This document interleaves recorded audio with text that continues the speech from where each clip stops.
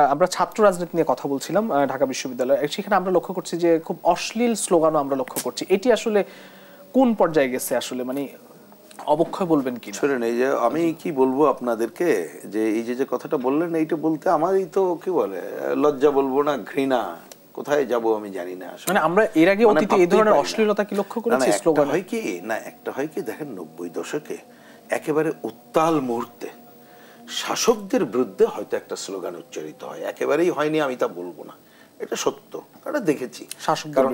শাসক ধরেন একটা স্বৈরাচারী শাসক একেবারে 11th মুহূর্তে যখন তাকে একেবারে কি বলে সরিয়ে দেওয়া হচ্ছে, তখন হয়তো একটা দুইটা শব্দ উচ্চারিত হচ্ছে, তাও ডাইনে বায়ে তাকিয়ে সিনিয়র লোক আছে কিনা, জুনিয়ররা উচ্চারণ করলে এরকমের।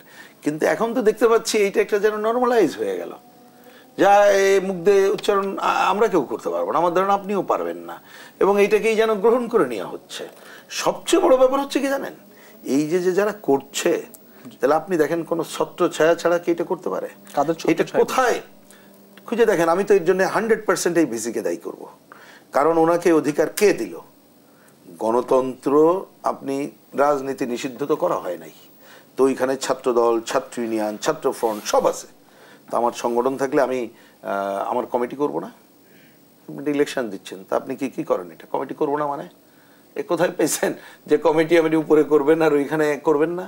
আর আপনি গুপ্ত সংগঠন মানে নামে হচ্ছে এই যে উগ্র সংগঠনগুলোকে আপনি সুযোগ দিচ্ছেন তাদেরকে কাজ করার, এটা কে না জানে? না, এই ছাত্ররাই তো হলে থাকে যারা রাজনীতির সঙ্গে। এটা ন্যাচারাল। তাতে হল কমিটি থাকবে। আপনি প্রথমে ছাত্র রাজনীতিকে নিষিদ্ধ করছেন, সরকার কি করছে? করে নেই। তাহলে ছাত্র রাজনীতি যদি তার সেন্ট্রাল কমিটি বলতে আমি যে ঢাকা বিশ্ববিদ্যালয়ে কমিটি থাকতে পারে, তার হল কমিটি থাকবে না? থাকবে না কেন? আপনি যেটা করতে পারেন যে হল কমিটিতে ছাত্র আন্দোলনের নামে অতীতে যেটা ধরেন ওই যে গেস্ট রুম, মানে সকল কালচার তো বলা উচিত না, মানে গেস্ট রুম নির্যাতন থেকে সেরকম অন্য জায়গাগুলো যেটা হচ্ছে, আপনি হলের প্রভোস্ট সেইগুলো দায়িত্ব পালন করেন। এবং এটা আমাদের সময় তো আমরা দেখেছি যে ওই দশকে কি, যেমন আমাদের একটা বিশ্ববিদ্যালয় পরিবেশ পরিষদ ছিল, সেখানে অল সেন্ট্রাল লিডারশিপ আমরা ঐক্যমত্য হইতাম স্বাধীনতা বিরোধী শক্তি ছাড়া। হলগুলোতে কিন্তু আস্তে আস্তে বিভিন্ন সময় এই ধরনের একটা কোঅর্ডিনেটিং ফোরাম হতো। তাইলে আমাদের হচ্ছে রাজনৈতিক কালচারকে উন্নত করে আপনি সেই সংকটগুলো দূর করেন। আপনি সেইটা না করে এমন কাজ করলেন, একটা ছাত্র সংগঠন কমিটি করলো, আপনি রাতের আধারে যেয়ে বললেন করতে পারবা না, বাতিল করলাম। এই অধিকার আপনাকে কে দিল? তাহলে এইটার আপনার লক্ষ্যটা কি? আসলে কি গণতন্ত্র? দেখেন একটা কথা, খুব বিখ্যাত একটা কথা আছে, যদি কোথাও গণতন্ত্র ব্যাহত হয় তাহলে আরো অধিকতর গণতন্ত্র দিতে হয়, এই ছাড়া তো পথ নেই। আপনি তো স্বৈরাচারী কায়েম করতে পারবেন না, কর্তৃত্ববাদ কায়েম করতে পারবেন না। কিন্তু আমরা দেখতে পাচ্ছি আপনি কোনো একটা অংশের, আপনি মানে আমি বলছি এই বিশ্ববিদ্যালয় কর্তৃপক্ষকে, তারা কোনো একটা অংশের কিরানক হিসাবেই দায়িত্ব পালন করছে। এবং এইটা কিন্তু আমাদের আলটিমেটলি এবার যে গণতন্ত্রের লড়াই আমরা করলাম, এত মানুষ জীবন দিল, এবং এখন যে নির্বাচনের পথে হাঁটতে যাচ্ছি আমরা, সেইটাকেও ক্ষতিগ্রস্ত করছে। কারণ ঢাকা বিশ্ববিদ্যালয়ে যদি এই ধরনের সংকট চলতে থাকে, সেখানে যদি আপনার প্রশ্নবিদ্ধ ঘটনাগুলো ঘটে, তার অভিঘাত জাতীয় রাজনীতি আছে না? এবং কিছুক্ষণ আগে যে কথা বললেন ষড়যন্ত্র, আমি এই শব্দটা বেশি বলার পক্ষে না, বা আমি বলেছি যে সবসময়ের জন্য থাকে অপশক্তি, তারা তাদের নেগেটিভ কাজকর্ম করতে পায়, তারা তো একটা অজুহাত খুঁজবে, একটা সুযোগ খুঁজবে। তাই সুযোগ করে যিনি দিচ্ছেন, দায় কিন্তু তাকে নিতে হবে। সুতরাং এইখানে যাতে একটা গণতান্ত্রিক পরিবেশ সৃষ্টি করতে পারি, তার জন্যে গণতান্ত্রিক সংগঠনগুলোকে নিয়ে পরস্পর কথাবার্তা বলেই করতে হবে, সমাধানের এটাই পথ, অন্য কোনো। আমি অন্য প্রসঙ্গে যেতে চাই একটু। জুলাই সনদ স্বাক্ষর বা বাস্তবায়ন এখন সংকট কেন, মানে এটি কেন এখন স্বাক্ষর হচ্ছে না? আমার বিবেচনায় এটা ঐক্যমত্য কমিশনের কারণেই হচ্ছে না, আর কোনো কারণ নাই। কেন বলে দিই আপনাকে, একেবারে ছোট্ট, আমি জানি সময় নাই, আছে তাহলে বলি। প্রথমে ঐক্যমত্য কমিশন যে কাজটা ঠিক করেনি, আমি বলতে বাধ্য হচ্ছে, অনেক কথা বলছি না, কারণ আমরা চাই যে জিনিসটা ভালোভাবে এই পর্ব অতিক্রম করে আমরা নির্বাচনী ধারায় যাই। ক্লিয়ার, আমাদের কথা পরিষ্কার। আমাদের সাথে প্রথম কথা ছিল সবার সাথে, বা এটা খুবই স্বাভাবিক।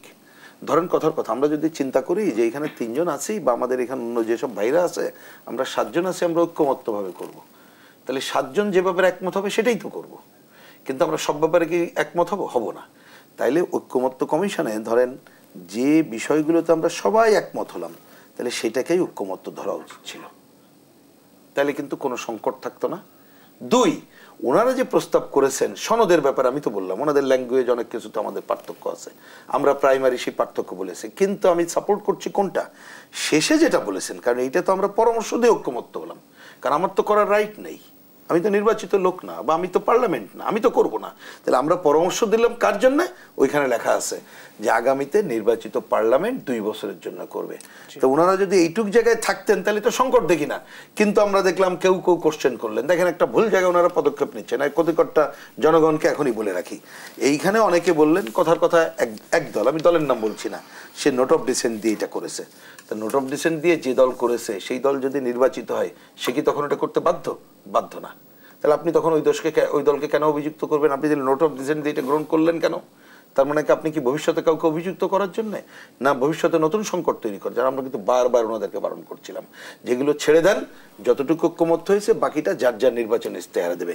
আর এখন দেখছি ওনারা, যে পত্রিকায় পড়লাম, ওনারা এখন ইহা কিভাবে বাস্তবায়ন হইবে ইহার জন্য ওনারা কার কার সাথে কথা বলতেছেন। তো ওনার দরকারটা কি? কারণ আপনি তো লিখে দিচ্ছেন, আমরা একমত পোষণ করেছি যে আগামী পার্লামেন্ট বাস্তবায়ন করে, এখন তো এটা আপনার দেখার দরকার নাই। তো তাহলে কেউ যে বললাম বিশেষ বিশেষ দল বলতেছে আগে এটা করতে হবে ওটা করতে হবে, কি এলএফও করতে হবে, গণভোট করতে হবে, গণপরিষদ করতে হবে, না এটা আমাদের রাইট নাই এবং আপনারা করতে পারেন। আমরা কখনো বামপন্থীর একমত নাই এটার সাথে, কারণ এটা তো প্রয়োজন নাই।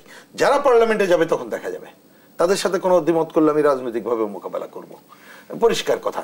কিন্তু এখন এই যে ঐক্যমত্য কমিশনের আজকে দেখলাম তাদের সময় বাড়াইছে, আমি তো সময় বাড়ানোর কোনো প্রয়োজনীয়তা দেখছিলাম না। যেদিন আলোচনা হয়ে গেছে এই আলোচনা আরো আগে শেষ করা যেত, বা কথার কথা ওনারা যতটুকু করেছে এখন ছেড়ে দিক, আমরা যার যার জায়গা থেকেই জনগণের কাছে আমরা। এখন সময়টা আসলে কেন বাড়াতে হলো এখন এই পর্যায়ে এসে? সময় কেন? আমি অপ্রয়োজনীয় দেখি, আমি এটা প্রয়োজন মনে করছি না, পরিষ্কার করে বললাম।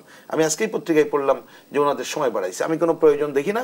কারণ অনেকগুলো কাজ ওনারা জোর জুলুম করে, আমরা এই জোর জুলুম শব্দটা এখন না, আমি প্রথম দিন থেকে বলে আসছি, এইখানে জোর জুলুম করে এটা করতে পারে তার কোনো মূল্য থাকবে না। যে উনি তো পার্লামেন্ট মেম্বার ছিলেন এবং যা বললো কারেক্ট। এর আগের সময় দেখেন নাই অন ইলেভেনের সময় অনেকে আপনি জোরাজুরি করে করছেন, 100 কতটার মধ্যে সামান্য কয়েকটা করেছে। এইবারের আমি সেইটাকে ওইরকম নেগেটিভ দেখছি না। যেমন কথার কথা নেগেটিভ ওনারা আনছেন কি? কথার কথা ধরেন আপনার বলছে যে আপনি হয়তো ক্ষমতায় যেতে পারেন, গেলে অতীতে কথা রাখেননি, আপনি রাখবেন না। আরে বাবা, রাখবে কি রাখবে না ওনার উপরে, জনগণের উপরে ছেড়ে দেন, এটা জনগণ দেখার দায়িত্ব। না রাখলে আপনি যদি এখন কথা দেন, কথা দিয়ে কথা রাখেন, জনগণ আপনাকে বেঈমান বলবে। জনগণ আপনাকে ক্ষমতায় হয়তো ভোট দিয়ে বাড়ালে কয়দিন পরে জনগণ আপনাকে সরাই দেবে। জনগণের উপরে ভরসা করা ছাড়া তো আপনি কে, আমি কে? আমি তো এটা জোর করতে পারি না। তাহলে আপনি যদি জোর করি তাহলে তো আমি আবার কর্তৃত্ববাদী আচরণই করলাম, স্বৈরাচারী আচরণ করলাম, আমি তো ডেমোক্রেটিক আচরণ করলাম না। বরঞ্চ এইগুলো করতে যে গণতন্ত্রের চলার পথকেই তো আপনি দীর্ঘায়িত করছেন।